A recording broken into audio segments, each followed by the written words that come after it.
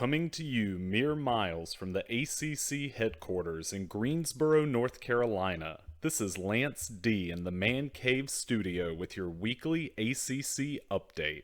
Now, this is my first time putting my thoughts on ACC play into this type of medium, but I'm hopeful that this will be a new and exciting way to engage ACC basketball fans and, in particular, the other guys in my ACC fantasy league.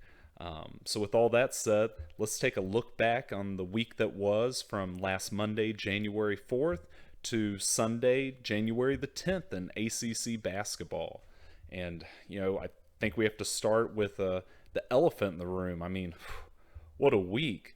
We've had multiple games canceled, or postponed, I should say, due to COVID now. Just Saturday, January 9th, we had 6 different ACC teams not playing because at least their team or the team they were scheduled to play had some number of people in their program with COVID. And certainly 6 teams in one day is the most the ACC has seen yet. Now, I'm personally, and I think a lot of others too, are hopeful that with vaccines starting to get distributed, that maybe we're right at the peak of what will be the worst point, and a couple of months from now we can look back and feel like we got over that hump. But when you're in it, it sure doesn't feel too easy. I'm sure some of you, if you have particular teams that you're rooting for, it seems like it's impacting basically everybody at this point. I'm not sure. There may be 1 or 2 ACC teams that haven't had a game postponed, but it's mostly everyone's had a little something. Although I will say I've seen some posts on Twitter that we're still at a rate above 90% of ACC games getting played. So that's the positive, but I know myself included, many people were critical when the conference put out the conference schedule for basketball back in the fall. It's not terribly apparent where you can reschedule some of these postponements. I'm in the position to think that at least some of them will end up being cancellations. So who knows, but we are getting a good bit of basketball, so let's focus on what we've been able to see so far. Now, coming into the season, I think a lot of people in the media, certainly fans that follow ACC basketball closely, were expecting really 4 teams in the conference to maybe be a step ahead of where everyone else would be, and that's namely Virginia, Duke, North Carolina, and Florida State. And just so far through non-conference and conference play, it's things could change, but it doesn't seem obvious that those are the 4 that are ahead of everyone. There's probably an argument to be made for 4 separate teams from those to be in the top 4 of the league. If I were to just go through and rank who's playing the best right now, I think I'd have to say some combination of Louisville, Clemson, Virginia Tech. If I had to pick a 4th, I think I would pick Virginia, but who knows right now? It's really up in the air. Certainly a lot of new guys, both freshmen or just upper class players, are stepping into bigger roles on their teams.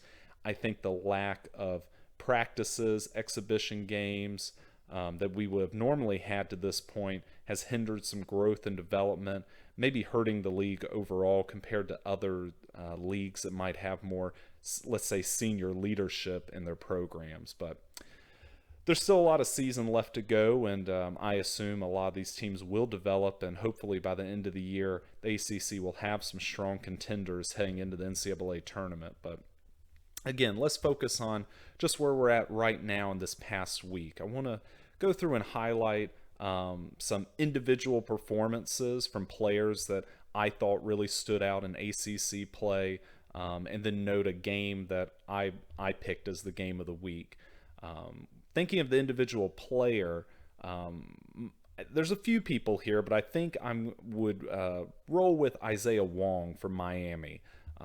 Wong had a huge game against NC State this past week, leading the Hurricanes to a really close, hard-fought victory. There were stretches, in the mid part of the first half and a good chunk of the second half where Wong felt like really their only offense. And they were still able, he was able to go through, get his shots, and make some buckets. He ended up with 24 points, I think 9 rebounds, and 3 steals. So one heck of a game for him. I will give an honorable mention to Matthew Hurt from Duke. I think he had a really solid game on Saturday against Wake Forest and put up about 26 points. Hurt's a sophomore now, for those of you not terribly familiar with him. Some parallels can be drawn between him and Kyle Singler that played for Duke in the late 2000s. Hurt's 6'9", big guy who's a really good shooter, being forced to play center for Duke right now, but's doing an amicable job. Really good on offense, some questions on defense, but that might be Duke in general as the season moves on. Now, thinking about the game of the week, my mind instantly goes to Pittsburgh's come-from-behind victory over Syracuse. If you didn't catch any of this game, it is a little unique because Syracuse was coming back from some time off because of players and their coach having COVID. But Syracuse was really controlling the game. I know I looked in the first half. Syracuse was up double digits. With 11 minutes to go in the second half, they're up 16. And Pittsburgh just fought back. Pitt fought hard, and after never leading the entire game, just being tied at tip-off, with 8 seconds left, Pittsburgh's Horton managed to get an offensive rebound and tip it back in to give Pitt a 1-point lead.